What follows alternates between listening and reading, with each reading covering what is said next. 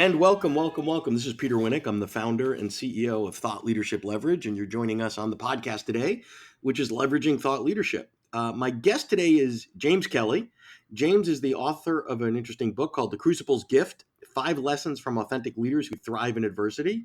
He resides in Dubai, really interesting life in terms of some of the things that he's doing there, and does a lot of the things that most of our thought leader friends and clients do. So we're just going to dive right in here. Thanks for coming on board today, James. Peter, thanks for having me. I'm honored and excited to talk shop.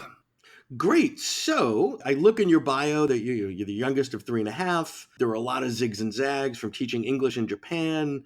There's a DUI. I don't want to get the wrong offense there. It was, that you describe yourself as a rudderless vessel at sea, which is quite poetic. But blink, wake up. Here you are. You're a PhD. You're an author. You're doing all sorts of interesting things. How the heck did that happen? Yeah. When you find the answer to that, please let me know. Okay. No, you know what? If I was to sum it up, is not to steal Angela Duckworth, but I have grit. However she wants to define it. I have perseverance and resilience, and I'm sure I could dive into where it all comes from. But at the end of the day, when people doubted me, which was many and often, and for a really long time, I just kept chugging forward like a train up a hill, if you will, the train that could. And that's really it. I mean, I don't have any secret sauce besides the fact that I just wanted to prove people wrong. That's not necessarily healthy when you get older, in my mind, but at the time, it was probably necessary for me. So it's a good source of grit and motivation at a certain stage in life. Give me a sense, or talk to us a little bit about James' world through the lens of the business. This is what you do. These are the different things that you do and how they connect and are all related. I know you did this interesting book tour this summer, but give me a sense of the book and the speaking and how it all sort of comes together for you. I mean, if obviously I'm a super transparent person, Peter. So for me, it's still the puzzle being built. And so I'm trying to figure out, your conversation with Matt Johnson, I thought was really interesting. We talked about trying things out on podcasts and figuring out what works, what doesn't work, what language. And, the idea of a book, really 80% is the marketing, 20% is the content. And it's trying to figure out how to leverage that in a way that speaks to people. Initially I thought, well, the people who recommended my book, which are world-renowned experts, I thought for sure that would be a leverage point. That doesn't really seem to work. So, okay, what's the next thing? And so I'm still trying to figure it out in terms of the phrases and words that resonate. I feel comfortable that when I'm on stage, when I'm speaking, or when I'm in front of an audience doing a seminar or summit, that I can hold the crowd. That's not the issue, but it's well. Let me go backwards into the first thing you said, because this might help us unpack it. When you said, sort of what resonates with people, and my response to that is define people, right? And what I mean by that is, with as much specificity as you can, who have you found that your content sort of resonates most with? Who leans in the most? Who sort of gives you the wide open eyes when you're talking? Yeah, that's a great question. What I'm finding is, the premise of the book essentially is that my thesis, if you will, is that leaders who embrace their adversity, what I like to call the suck, those who embrace the suck, seem to thrive better as a leader. And so what I find is individuals who've been through some pretty crappy things in their life, leaders, almost anyone, I mean, it resonates, even though it's a leadership book, but individuals who've been through that, they seem to gravitate towards the book because the way it's written is more of a story and less of a how-to, if you will. And so those seem to be my audience members who really enjoy the book. But, last night I gave a keynote and I took a different stab, and I'm sure you would appreciate this. I had 36 hours to prepare because I was a backup, so wasn't a lot of preparation time for me. But they really resonated with the idea of self-compassion, and this was an audience of parents, educators, and high achieving senior high school students. So it resonated with them. So for me, it's trying to figure out which group and how and what message with that group that resonates. I know I'm not really answering your question, so I apologize. But overall, it seems to be people really grab my book and love my book, and my talks are the ones who've been through adversity and understand the power of adversity. So it's not a traditional psychographic, demographic, emerging leaders in a Fortune 500, or, marketing people or But I would whatever. argue it could be, though, Peter, right? Because if you think about every Fortune Sure. 500 leader, they all go through adversity to get there. The bigger question is, do they recognize it? And then do they recognize the grace in it to allow them to grow their self-awareness, to allow them to pivot and be a different leader, in my mind, a better leader? But if you were to push on that, so if we were to say the common denominator is adversity, and then the retort to that is, well, everybody's been through adversity, this is really the $1 million question that every author and speaker and thought leader have to manage is, okay, what is the intersection between the place where my content resonates the most, number one, number two, I enjoy that audience, because if it resonated with, actuaries and they bore you to death or whatever the case is, then you don't want to do that. And, the third is those that would ascribe the most value to it and be willing to pay for it. So oftentimes you might have great content. I've worked with clients that have great content for, people that are in transition, which is a nice way of saying, unemployed. Unemployed people tend to not have as much disposable income as the Fortune 500. So it's not a judgment per se. It's just an economic decision based on the direction that you're taking the business to. So you know what I'm saying? So touch on that a little bit in terms of the, decoding that riddle of who it can help everyone, who it can help that benefits you the most, and who it can help that benefits Sure. the end user that can afford to pay for that.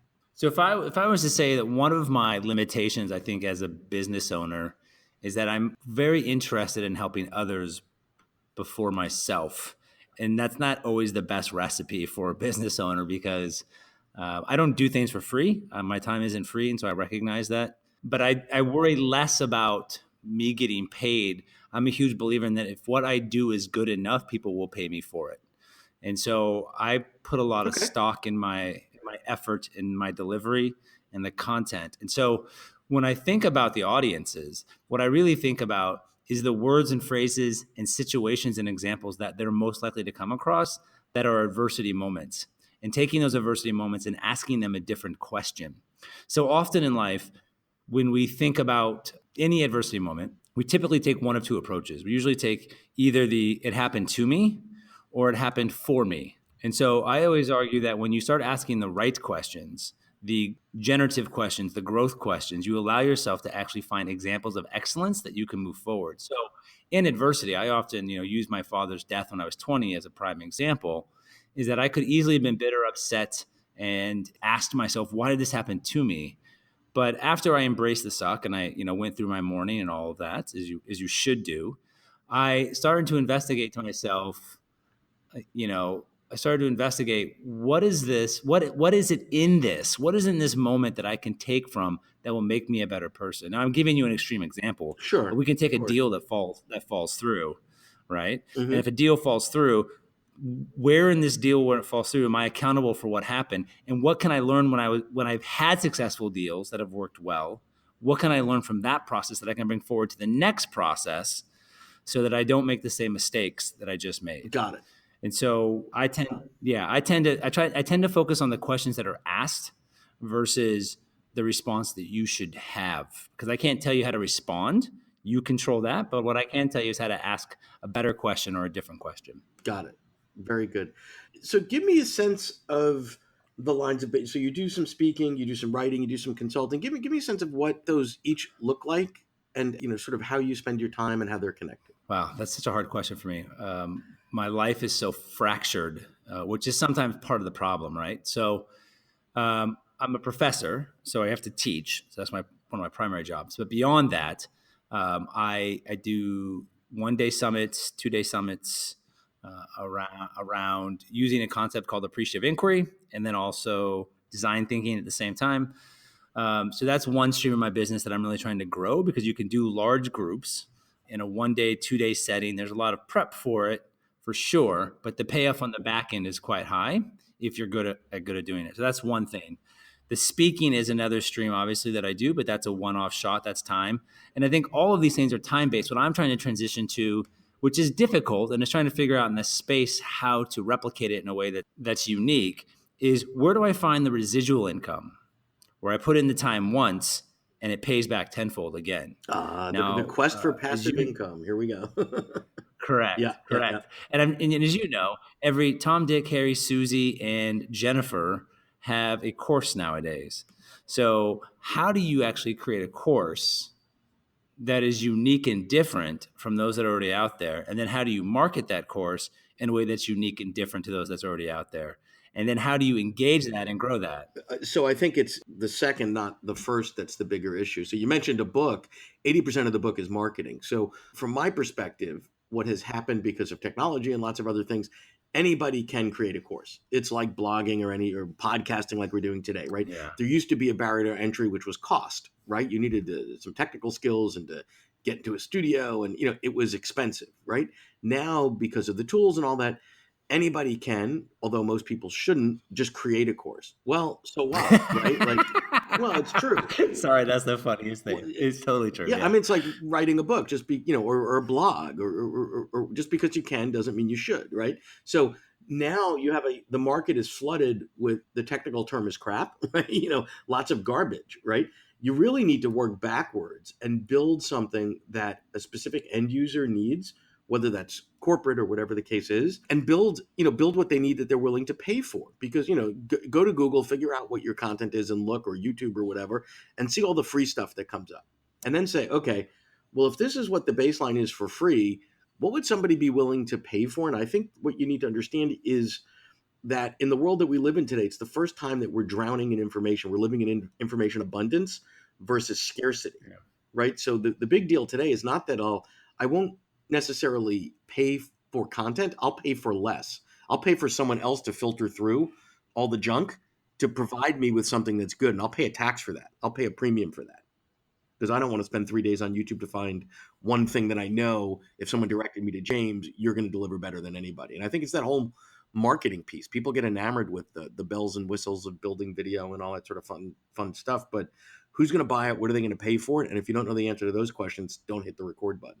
Yeah, and I think those are really, your space really well and you know how to do it. So as someone who does marketing, I agree with you 100. Teach marketing. I actually joked with my wife the other day, and I say this tongue in cheek. I'm a really shitty marketer, which is ironic because this is all I teach is consumer behavior and strategy. So I have to love the irony in that. Well, I won't go to right. We teach what we need, right? So yeah, yeah, it's kind of funny to me. Anyhow, but you're totally right? Like figure out what the audience needs and then you build it backwards. I do think, I was just speaking with someone from the Creative Center of Leadership, which if your audience is familiar with them or not, and they're finding that this idea of leaders better understanding they call it heat, but in translation, it's adversity, is becoming a very huge trend. Okay. A way for leaders to grow their vertical leadership. So we have horizontal leadership, which is skills that you want to acquire, but vertical is about acquiring experiences.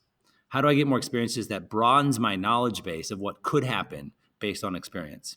And so that's the idea of teaching leaders to really think about and pull apart their adversity moment, if you will. And this is a trend that's coming that was first talked about 15, 20 years ago by Dr. Warren Bennis that has kind of come full circle as you start to see the benefit of it. Got it. Good stuff. I had a question. I got a question for you. Can I flip the script for a second? Yeah.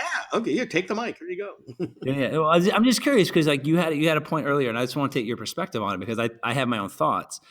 But you mentioned, the bar to entry for writing a book or a podcast or a blog is so low. What do you think that does to the market when so many people can do it and it's so easy to market it?